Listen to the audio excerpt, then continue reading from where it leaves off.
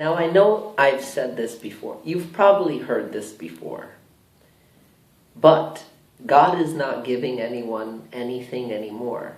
What you must understand is all of the holy books are already written.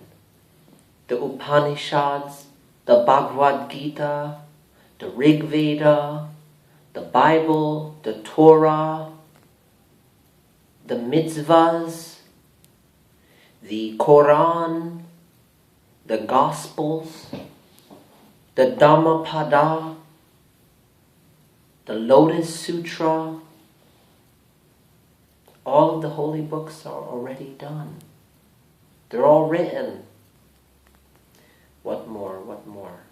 How many more books can be written?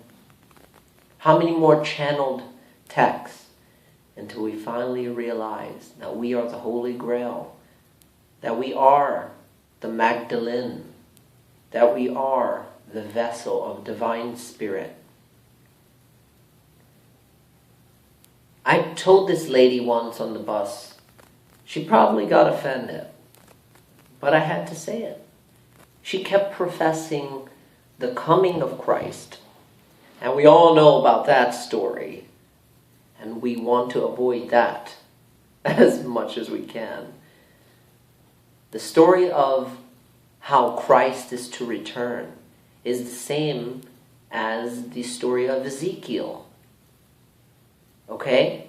It's the same story of the next bodhisattva who's to also come to arrive in our time and era.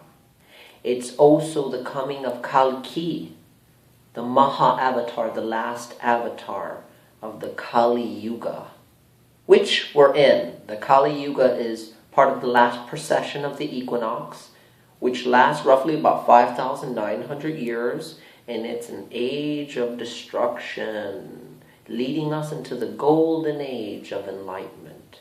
Supposedly, we're there with half of our foots on two ends, but we have to collectively move to the other side.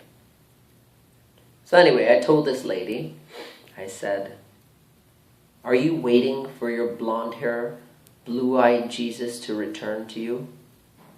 He's never coming back. She got so offended.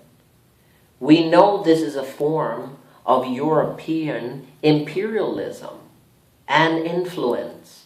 That is the old world mentality. That does not work. That no longer serves us. We have to evolve past those dogmas. Now, I know I stressed the importance of dogma. We are the Buddhas and Bodhisattvas. This is why we return.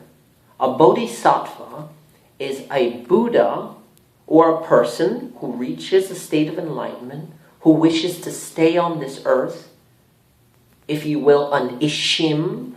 It's the same word that they use in Hebrew, the Shim, the lower angels, that stay on this earth to help assist in the global transformation. That is, to bring everyone else into that higher state of consciousness. Right? So we are that. You have to, in a sense, activate it. Activate your DNA. Change the foods you eat.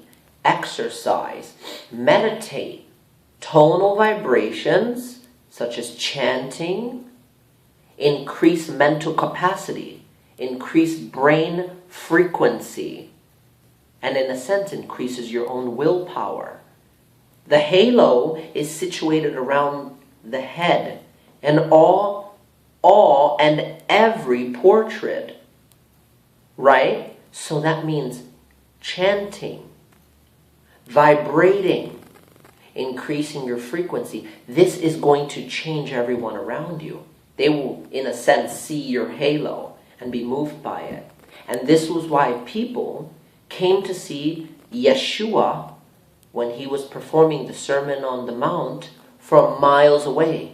Or when Buddha was walking into town, Shakyamuni or Siddhartha the Buddha was walking into town, people could sense his energy, much like Mahavira, who was another master of the initiatory groups, right?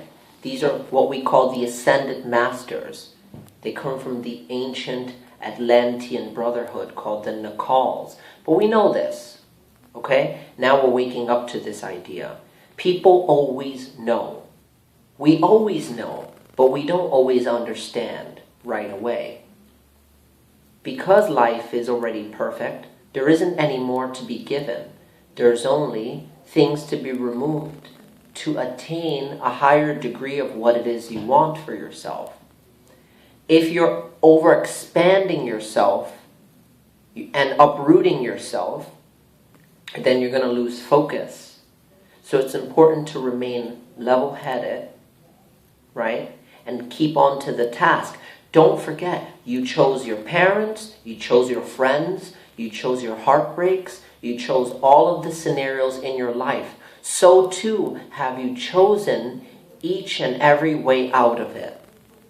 You've chosen every solution and every resolution. Just find it again. A few moments of stillness really make the world a better place.